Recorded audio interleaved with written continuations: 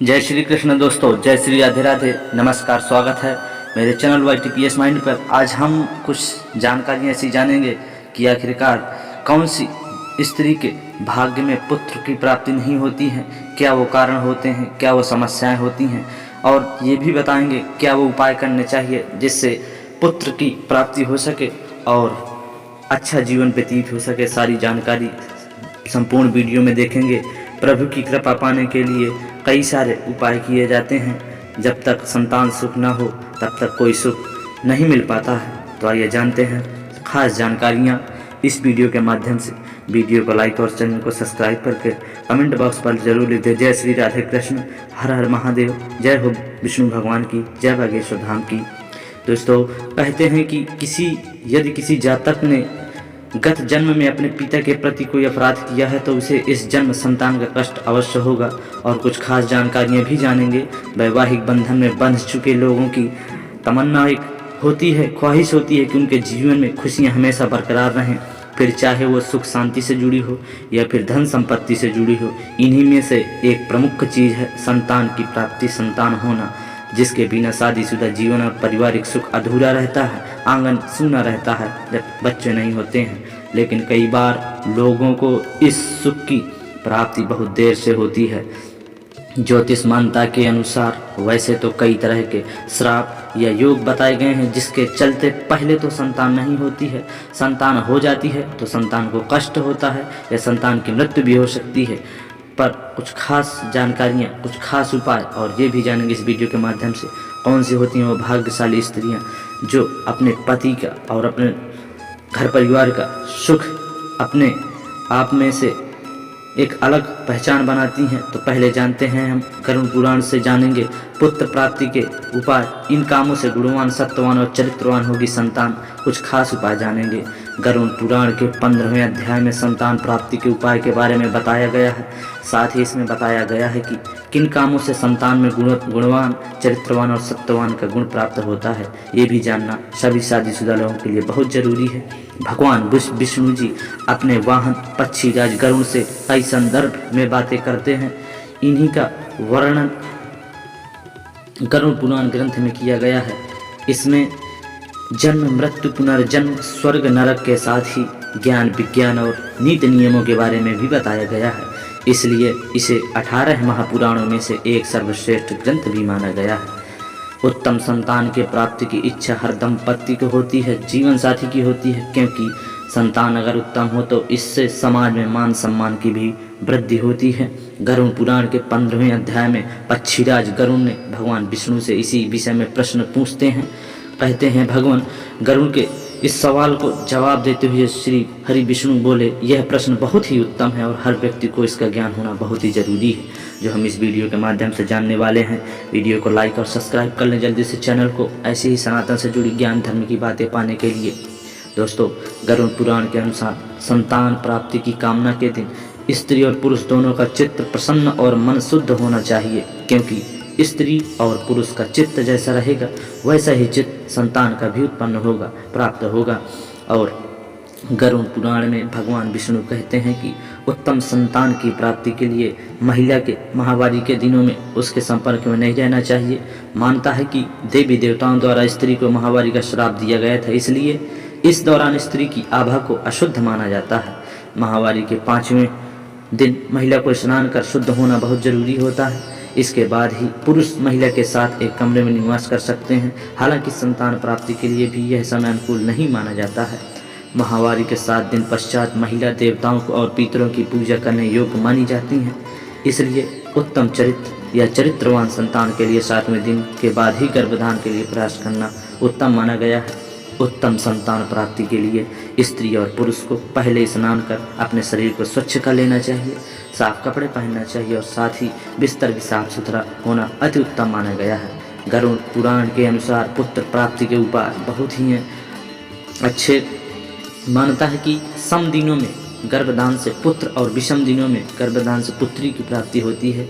और गरुड़ पुराण के अनुसार पुत्र रत्न की प्राप्ति के लिए महिला के मासिक धर्म समाप्त होने के 8वें, 10वें, 12वें, 14वें और 16वें दिन यानी सम दिनों में मिलन से पुत्र प्राप्ति की संभावना अधिक होती है। लेकिन आपको कुछ खास चीज़ें, खास जानकारियाँ होना बहुत ज़रूरी होती है। गरुड़ पुराण एक ऐसा ग्रंथ है जिसके बारे में कुछ ऐसी जानकारियाँ बताई गई हैं जिससे हमारे जीवन में कई सारी कठिनाइयाँ दूर हो सकती हैं और संपूर्ण सुख की प्राप्ति भी हो सकती है। गरुड़ पुराण के अनुसार दोस्तों, अगर वहीं पुत्री प्राप्ति के लिए मासिक धर्म के विषम दिन जैसे 9वां, 11वां, 13वां और 15वां और 17वां दिन बताए गए हैं, लेकिन मासिक धर्म के 18वें दिन के बाद मिलन से संतान प्राप्ति की संभावना बहुत कम होती है। ये खास जानकारियाँ हैं, बहुत ही ज्ञानवर्धक जानकारियाँ हैं। सभी जानकारियाँ होना हर व्यक्ति, हर शादीशुदा जीवन, सुखमय जीवन के लिए बहुत ज़रूरी है। शादीशुदा जीवन के लिए खास ज़रूरी ये वीडियो है। ये वीडियो बहुत ही इम्पोर्टेंट है, सभी के लिए जानना बेहद खास ही ज़रूरी माना गया है। वीडियो को अंत तक देख लेना और चैनल को सब्सक्राइब जरूर कर लेना। दोस्तों, बहुत खास है ये वीडियो। अब जानते हैं कि संतान का सुख क्यों नहीं प्राप्त होता है, किस श्राप के कारण संतान की प्राप्ति नहीं होती है, ये भी जानना बहुत ज़रूरी है। दोस्तों, पहला है सर्प श्राप। इस श्राप के प्रमुख 8 योग या 8 प्रकार बताए गए हैं। यह योग राहु के कारण बनता है। इसके लिए नाग प्रतिमा बनाकर विधिपूर्वक पूजा की जाए और अंत में हवन कर दान किया जाए तो इस श्राप का प्रभाव नष्ट हो जाता है। इससे नागराज प्रसन्न होकर कुल की वृद्धि करते हैं। ये उपाय कुछ बताए गए हैं।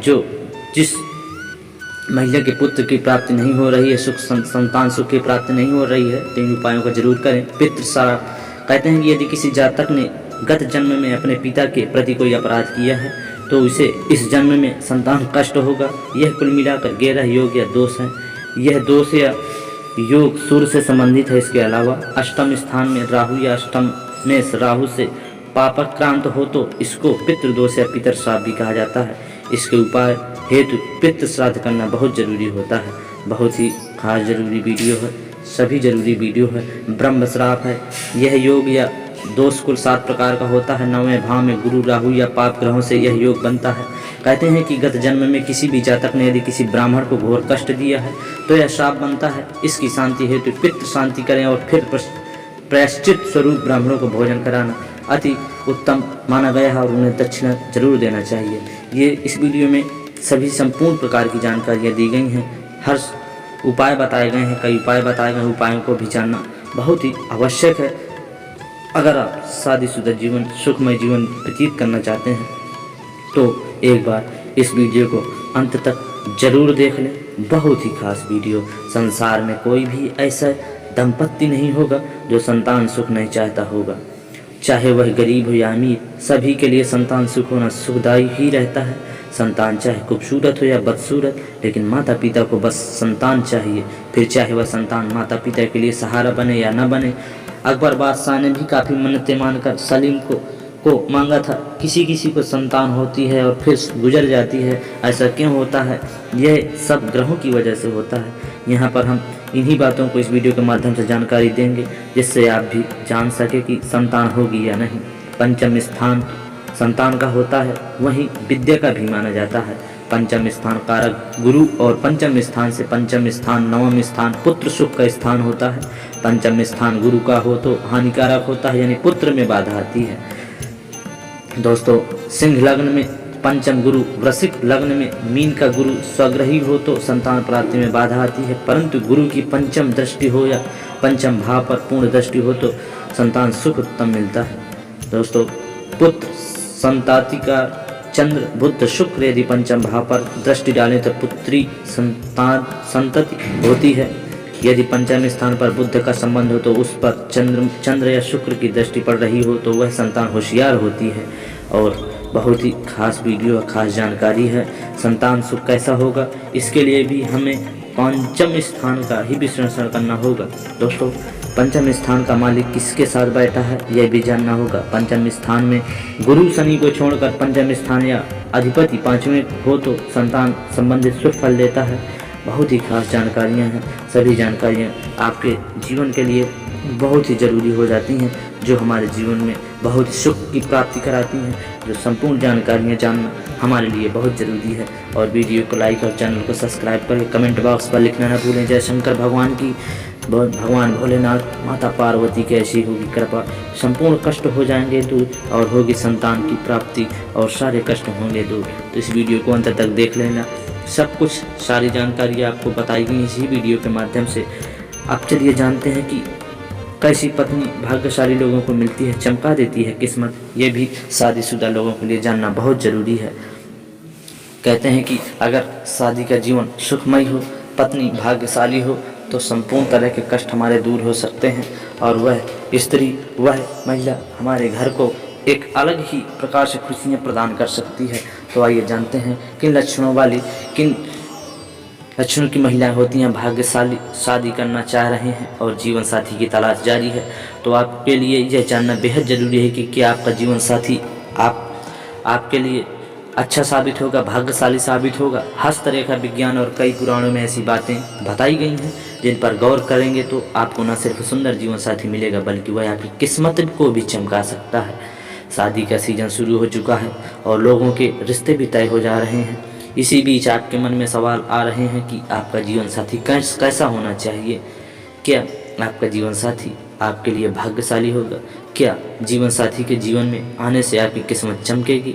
दरअसल कहते हैं कि शादी के बाद लोगों की किस्मत भी बदलती है। इसकी वजह समुद्र शास्त्र में बताया गया है कि कुछ ऐसे शुभ चिन्ह हैं जो जीवन साथी में हो तो वह बहुत ही भाग्यशाली मानी जाती है। न सिर्फ अपने लिए बल्कि अपने परिवार के लिए भी अच्छी लकी मानी जाती हैं। भविष्य पुराण, गरुड़ पुराण, विष्णु पुराण सहित कई पुराणों में भी इन बातों का जिक्र किया गया है। तो विवाह के जीवन साथी का चुनाव करते समय आपको कुछ खास जानकारियां होना बहुत ज़रूरी है। इन गुण लक्षणों पर भी ध्यान देंगे तो संभव है कि आपका जीवन साथी आपके घर में हमेशा के लिए शुभ लाभ लेकर ही आएगा। पहली चीज़ भविष्य पुराण में बताया गया है कि अगर किसी महिला की गर्दन 4 अंगुली जितनी लंबी हो और उसमें 3 रेखाएं दिखाई दें तो ऐसी स्त्री को भाग्यशाली माना जाता है और कहा जाता है कि ऐसी स्त्रियों के पास सोना चांदी खूब होता है। दोस्तों, गर्ग मुनि के मतानुसार यदि किसी महिला के गले में 3 रेखाएं दिखाई देती हैं तो और उसका गला सुंदर गोल आकार वाला हो तो यह बहुत ही शुभ परिणाम देने वाला होता है। हस्त रेखा शास्त्र के अनुसार अगर किसी स्त्री की ढोड़ी चुंबक हो, यानी कि वह जो नीचे वाले होंठ के नीचे तक जाए, ऐसे ढोड़ी को चिबुक कहते हैं। यानी जिन स्त्रियों की ढोड़ी गोल पुष्ट कोमल हो तो वो बहुत ही लकी मानी जाती हैं। बहुत कुछ है जानना जरूरी, सभी जानकारियाँ बहुत ही हैं खास। हस्तरेखा शास्त्र में बताया गया है कि जिन लड़कियों के गाल चारों तरफ से गोल और कुछ पीलापन के लिए होते हैं, ऐसे गालों का होना बहुत ही शुभ माना जाता है। वहीं अगर किसी स्त्री के गाल पिचके और खुरदरे और पतले हों तो यह शुभ लक्षण नहीं माने जाते हैं।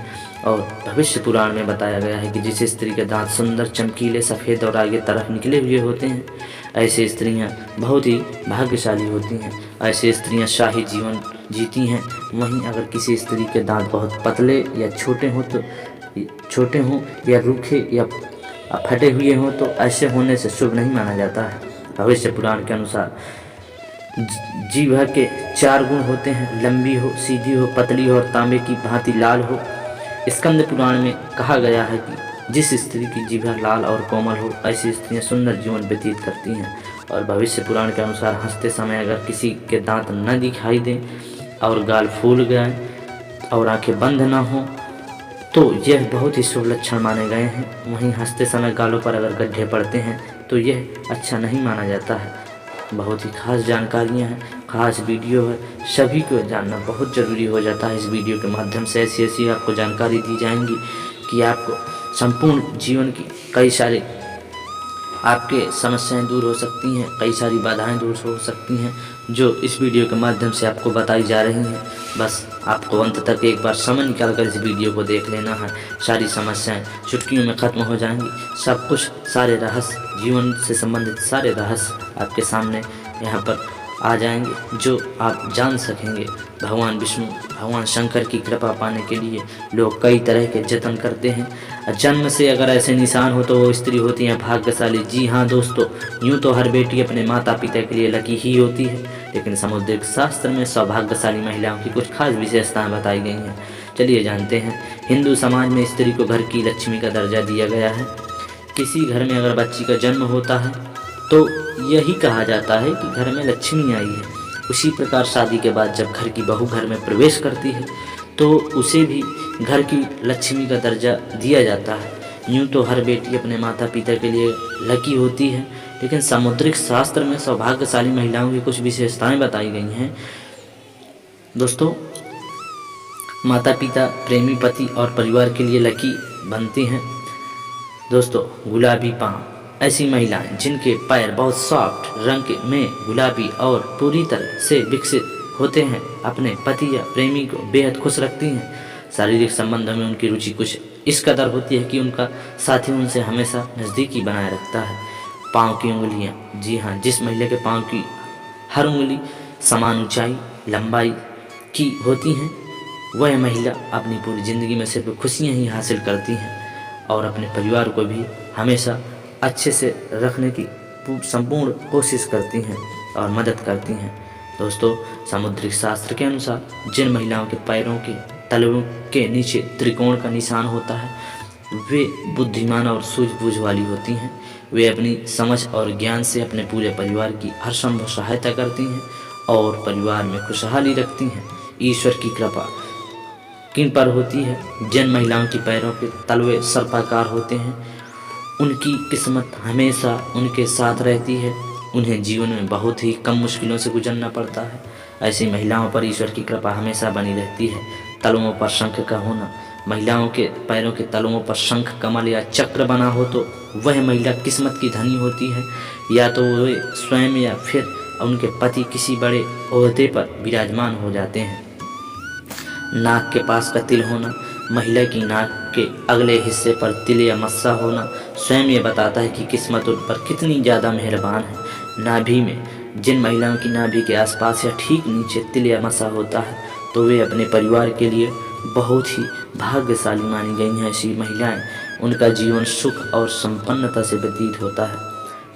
और पैर के अंगूठे में, जिन महिलाओं के पैर का अंगूठा अधिक लंबा होता है उसे अपने जीवन में बार बार परेशानी उठानी पड़ती है, लेकिन जिस महिला का अंगूठा चौड़ा, गोल और लालिमा लिए होता है वह स्त्री बेहद भाग्यशाली होती है। और ऐसी स्त्रियां जिनकी नाभि गहरी होती है लेकिन अंदर की ओर से उठी हुई नहीं होती, वे अपने जीवन में सिर्फ और सिर्फ सुख भोगती हैं। कोमल जीभ का होना, लाल और कोमल जीभ वाली स्त्रियां जीवन में खुद भी सुख भोगती हैं और अपने परिवार को भी सिर्फ सुख ही देती हैं। और बड़ी बड़ी आँखें होना, हिरणी की तरह बड़ी बड़ी आँखों वाली स्त्रियां के जीवन में प्रेम और सुख हमेशा बना रहता है। इसके अलावा जिन महिलाओं की आंखों में के सफ़ेद भाग में के अंत में लाल रंग दिखाई देता है, वे अपने परिवार के लिए बहुत ही लकी साबित होती हैं। जिस महिला की देह पर, शरीर पर तिल, बाएं हिस्से पर ज़्यादा तिल या मस्से होते हैं, सामुद्रिक शास्त्र के अनुसार वे महिलाएं अपने परिवार के लिए लकी साबित होती हैं। माथे पर तिल का होना, जिस महिला के माथे के बीचों बीच तिल होता है, उसका विवाह अत्यधिक धनी और संपन्न व्यक्ति से होता है। धूल का उड़ना, दोस्तों, महिला जब चलती है अगर उसके कदमों से लगातार धूल उड़ती है तो ऐसी महिला अपने परिवार के लिए शर्मिंदगी के कारण बनती है। गोल एड़ी, जिस महिला के पांव की एड़ी गोलाकार और कोमल होती है, आजीवन सुख सुविधाओं का आनंद उठाती है और उसका परिवार भी प्रसन्न रहता है। दोस्तों, लंबे दांतों वाली महिलाओं को कभी भी धन से जुड़ी समस्याओं का सामना नहीं करना पड़ता है। उंगलियों का जुड़ना, देखिए, जिस महिला के पैरों की उंगलियां एक दूसरे से जुड़ी रहती हैं, ऐसी महिलाएं धनी और कोमल स्वभाव की मानी गई हैं। बाएं गाल पर तिल का होना, जिस महिला के बाएं गाल पर तिल होता है वह महिला खाने की बहुत शौकीन होती हैं, हर तरह के व्यंजन का लुत्फ उठाती हैं। वह बहुत अच्छी कुक भी करती हैं, खाना भी बनाती हैं, जिसकी वजह से उसका परिवार हमेशा उससे खुशनुमा रहता है। और दोस्तों, जानेंगे गुलाबी रंग के चमकते नाखून वाली लड़कियां अच्छी सेहत और अच्छे चरित्र वाली मानी गई हैं। दुर्भाग्यशाली की जानेंगे पहचान, जिस महिला के पाँव की मध्यम अंगुली अपेक्षाकृत बड़ी होती है वह बहुत दुर्भाग्यशाली होती है। ऐसी महिला से विवाह करने से पहले बहुत बार सोचना चाहिए। अगर आप भी विवाह बंधन में बंधने वाले हैं तो लड़की पसंद करने से पहले इन बातों का ध्यान रखें। हो सकता है आपकी पत्नी भी आपके लिए भाग्यशाली साबित हो। खास जानकारी, खास वीडियो। अभी और जानेंगे थोड़ी सी जानकारी वीडियो के अंत में। खास जानकारी बहुत ही ज़रूरी है जानना। आज इस वीडियो के माध्यम से बहुत कुछ आपको सीखने को मिलेगा, बहुत ही अच्छी जानकारी है। जाने गरुड़ पुराण के अनुसार पुत्र प्राप्ति के उपाय 3 नुस्खे। दोस्तों, हम आज आपको इस वीडियो के माध्यम से बताने वाले हैं गरुड़ पुराण के अनुसार पुत्र की प्राप्ति के लिए कुछ उपाय बताने वाले हैं। वैसे तो हर एक महिला और पुरुष के अंदर पुत्र प्राप्ति की चाहत भी होती है। यह चाहत तब अधिक हो जाती है जब दंपति को पहले से ही संतान के रूप में पुत्री की प्राप्ति हो जाती है। वैसे तो आजकल के समय में पुत्र और पुत्री को एक समान ही माना जाता है, जो कि अच्छी बात है और ये माना भी जाना चाहिए।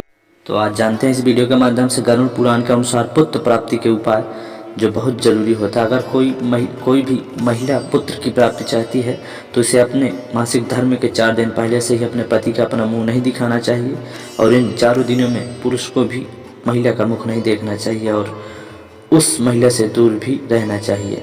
ऐसा करने के बाद जैसे ही 4 दिन खत्म होते हैं, उस महिला को कपड़े सहित स्नान करना चाहिए। उसके बाद वह मासिक धर्म से छूट जाती है।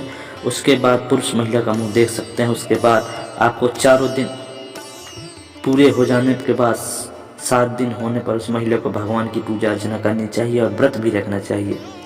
उसके बाद अगर आप गरुड़ पुराण के अनुसार उन 7 दिनों के भीतर संबंध बनाते हैं तो आपकी संतान बुरे विचारों वाली होगी। इसलिए आपको इन 7 दिनों में संबंध नहीं बनाना चाहिए। उसके बाद गरुड़ पुराण के अनुसार अगर आप 7 दिन खत्म होने के बाद यानी 8वें दिन संबंध बनाते हैं तो आपको पुत्र की प्राप्ति अवश्य होगी। हम आप लोगों को बता दें कि गरुड़ पुराण के अनुसार पुत्र प्राप्ति के लिए मूलहठी, आंवला और सतावर को काटकर उन तीनों चीज़ों को अच्छी तरह से पीसकर उसके बाद कपड़े से छान कर रख लेना चाहिए। उसके बाद आपको इस औषधि को रविवार के दिन से शुरू करना चाहिए। आपको इस औषधि का सेवन गाय के दूध के साथ करना है। अगर आप ऐसा करते हैं तो आपको पुत्र की अवश्य प्राप्ति होगी। वैसे कि आप जानते हैं कि गरुड़ पुराण के अनुसार पुत्र की प्राप्ति एक बहुत ही बेहतरीन उपाय बताया गया है। वह उपाय इस प्रकार है कि पुत्र प्राप्ति के लिए आपको मंगलवार के दिन गहरा लाल कपड़ा लेना है और उस कपड़े में थोड़ा सा सेंधा नमक बांध लेना है। उसके बाद आपको क्या करना है कि हनुमान मंदिर जाना है और उस पोटली को हनुमान जी के चरणों में समर्पित कर देना है। उसके बाद वहाँ से आपको वापस आकर गर्भाणी के पेट से बांध देना है। ऐसा करने से आपका गर्भपात तुरंत रुक जाता है। गरुड़ पुराण के अनुसार पुत्र प्राप्ति का एक बेहतरीन और उपाय बताया गया है। ऐसा कहा गया है कि पत्नी को शनिवार के दिन चने की रोटियां बनानी है और उन पर घी का लेप लगाना है। आपको उस रोटी पर कोई भी सूखी सब्जी इस प्रकार रखें कि वह सब्जी दोनों रोटियों के माध्यम में हो और अब आपको पति पत्नी दोनों ही किसी भूखे को रोटी खिला दें और उसे अपनी इच्छा अनुसार दक्षिणा भी दे दें। ये उपाय करने से आपको एक सुंदर पुत्र की प्राप्ति हो सकती है। हम आप और बताते हैं कि गरुड़ पुराण के अनुसार पुत्र प्राप्ति के लिए एक बहुत ही अच्छा उपाय बताया गया है। पुत्र प्राप्ति के लिए सोमवार के दिन गर्भवती स्त्री को कपूर का एक देसी टुकड़ा लेना है। उसके बाद उसे आधा अपने सामने रख कर जला देना है और बाकी का आधा माता भगवती के चरणों में चढ़ा देना चाहिए। गरुड़ पुराण के अनुसार ऐसा कहा गया है कि ऐसा करने से पुत्र की प्राप्ति होती है। और गरुड़ पुराण में ये भी बताया गया है पुत्र प्राप्ति के लिए खास उपाय कि एक बहुत ही बेहतर उपाय है। कहा जाए तो ऐसा कहा गया है कि अगर किसी स्त्री के बच्चे गर्भ में ही मर जाते हैं तो उन्हें चाहिए कि झड़बेरी के पत्ते, आग के पत्ते, बबूल के पत्ते, पीपल के पत्ते, अरंड के पत्ते, 7 कुओं का पानी, 7 चौराहों की मिट्टी लाकर अमावस्या के दिन एक नए बर्तन में रख लेना चाहिए। उसके बाद आपको एक बेरी के पेड़ के नीचे जाकर उसी पानी से स्नान करना है। ऐसा करने से आपको गर्भपात के रोग से छुटकारा मिल जाता है और आपका पुत्र भी स्वस्थ रहता है। और बता दें कि गरुड़ पुराण के अनुसार पुत्र प्राप्ति का और एक बहुत बेहतर उपाय है। अगर किसी महिला का गर्भधारण हो गया हो तो उसे एक चांदी की बांसुरी बनाकर राधा कृष्ण जी के मंदिर में चढ़ा देना चाहिए। दोस्तों, राधा कृष्ण के मंदिर में पति पत्नी दोनों साथ में गुरुवार के दिन चढ़ानी चाहिए और गरुड़ पुराण के अनुसार गर्भपात होना बंद हो जाएगा और पुत्र की भी प्राप्ति हो जाएगी। और गरुड़ पुराण के अनुसार बताया गया है कि पुत्र प्राप्ति का एक बहुत बेहतरीन उपाय ये भी है। ऐसा कहा गया है कि शुभ नक्षत्र में गुंजा मूल को चांदी के खोल में भरकर स्त्री अपनी कमर में धारण करें। अगर स्त्री स्वस्थ है तो उसे अपने पति के साथ संबंध बनाने पर आपको पुत्र की प्राप्ति होती है। अगर आपको पहला पुत्र नहीं हो रहा तो भी आप इस उपाय को कर सकते हैं। दोस्तों, ये भी बताया गया है कि ऐसा कहा गया है कि अगर प्रसव वेदना में आपको अधिक कष्ट हो रहा है तो आपको नीम की जड़ को लेकर स्त्री अपने कमर में बांध लें। ऐसा करने से स्त्री की प्रसव पीड़ा बंद हो जाती है और आपकी होने वाली संतान भी बहुत स्वस्थ होती है। और गरुड़ पुराण के अनुसार पुत्र प्राप्ति का एक उपाय और भी बताया गया है। ऐसा कहा गया है, ऐसा माना जाता है कि आपको अंड मुहूर्त में किलहारी की जड़ को लेकर गंगा जल से पवित्र करने के बाद रेशम के धागे में बांधकर अगर गर्भवती स्त्री के बाएं हाथ में बांध दिया जाए तो प्रसव आसानी से होता है और आपकी संतान भी स्वस्थ रहती है। अगर आप लोग पुत्र प्राप्ति करना चाहते हैं तो उसके लिए आपको शुक्ल पक्ष की रात्रि को गर्भ धारण करना चाहिए। ऐसे में आप लोग शुक्ल पक्ष की 6वीं, 8वीं, 10वीं, 12वीं रात्रि को संबंध बनाकर गर्भ धारण कर सकते हैं। गर्भ धारण के समय आपको बिल्कुल भी खटाई नहीं खानी है और जैसे ही गर्भधारण हो जाता है तो उस महिला को बछड़े वाली गाय का दूध पीना शुरू कर देना चाहिए। दोस्तों, अगर आप लोग ये करते हैं तो आप अवश्य ही पुत्र की प्राप्ति कर सकते हैं। दोस्तों, क्या आप लोग पुत्र की प्राप्ति करना चाहते हैं? अगर आप लोग पुत्र की प्राप्ति करना चाहते हैं तो सारे उपाय जरूर कर सकते हैं। वीडियो आपको जरूर पसंद आया होगा। ऐसी जानकारी नहीं है जो आपके लिए बेहद खास है और ये भी बताए गए हैं कि आखिर किन वजहों से नहीं होती है संतान की प्राप्ति, क्या होते हैं वो कारण, जो उपाय भी बताए गए हैं, कुछ उपाय, खास उपाय। सर्वप्रथम देखिए, आपको हमेशा पूजा पाठ, भगवान के प्रति भक्ति, श्रद्धा रखना बहुत जरूरी होती है। माता पार्वती, भगवान शंकर की पूजा करना बहुत ही जरूरी माना जाता है। पति पत्नी को अवश्य ही भगवान शंकर, माता पार्वती हर सुखमय जीवन पति पत्नी के लिए हर कष्ट को दूर करते हुए सुखमय जीवन व्यतीत करने की आशीर्वाद प्रदान करते हैं। तो इस वीडियो के माध्यम से जानकारी दी गई। वीडियो अच्छा लगा हो तो वीडियो को लाइक और चैनल को सब्सक्राइब कर लें और कमेंट बॉक्स पर जरूर लिख दें जय शंकर भगवान की, जय बागेश्वर धाम महाराज की, जय श्री राधे कृष्ण। मिलेंगे फिर नई किसी जानकारी के साथ। जय श्री राधे राधे।